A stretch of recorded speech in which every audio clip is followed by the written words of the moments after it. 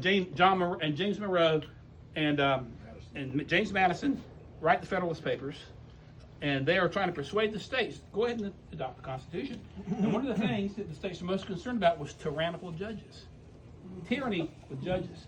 So I won't go into a lot of detail, but in Federalist 78, James Hamilton said, you don't have to worry about it. They've got no power. They have no power over the executive. They have no power over the legislature. You know, the executive has the sword, the legislature has the purse, and the judiciary has nothing. In fact, Hamilton called it indisputably the weakest branch of the government. And if you look at the opening line of the third Amendment to the Constitution, interesting how Article 1 establishes the Congress, which is what the constitutional scheme is supposed to follow. Article 2, the President. Article 3, the judicial power of the United States shall be vested in one Supreme Court. The Supreme Court is the only branch of government created by the Constitution that is judicial. And get this, and such other, get this, inferior courts as Congress may from time to time ordain and established. So, inferior courts. So here in North Carolina, I've taken cases from the federal level to the Fourth Circuit Court of Appeals in Richmond. All right, that's the next level up. And from there to the Supreme Court.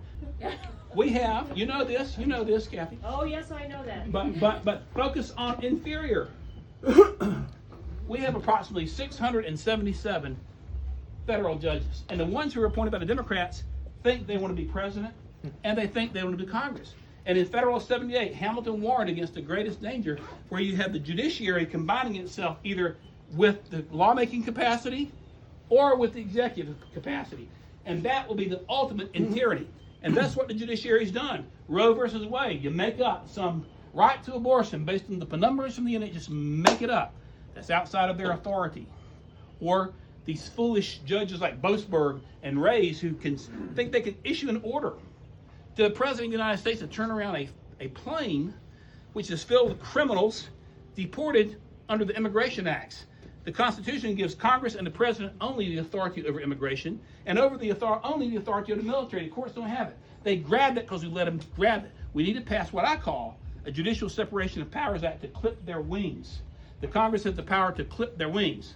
Abraham Lincoln, during the Civil War, had an issue with the Supreme Court at that time. There was a guy named Roger Taney who was the Chief Justice.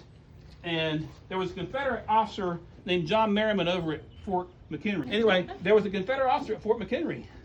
Taney sent an order to Lincoln for a habeas corpus order to remove the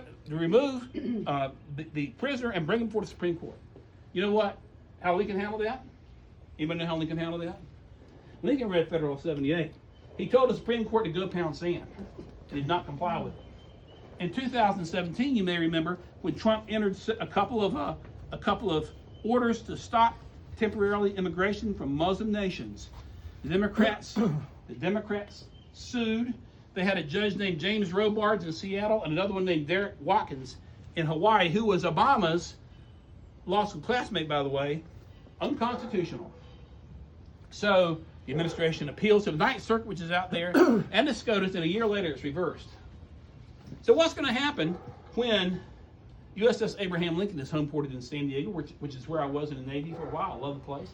What's going to happen if the Middle East blows up and the president orders USS Abraham Lincoln to sail out of San Diego and some liberal files a lawsuit against the president because it's going to hurt the sea lions or the whales or whatever, and the judge gives the order to stop it?